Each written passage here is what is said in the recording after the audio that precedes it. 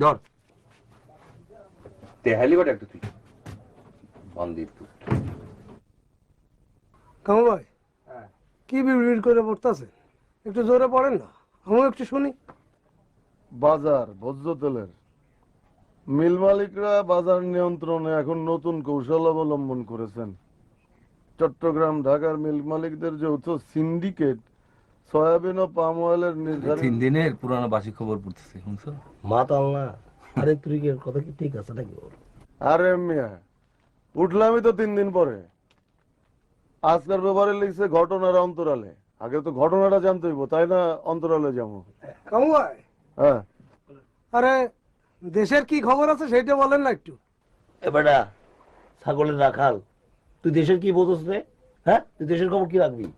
দেশের খবর রাখবো তো আমরা, তাই না? হ্যাঁ, তুই তো যাবি ছাগল নাইয়া।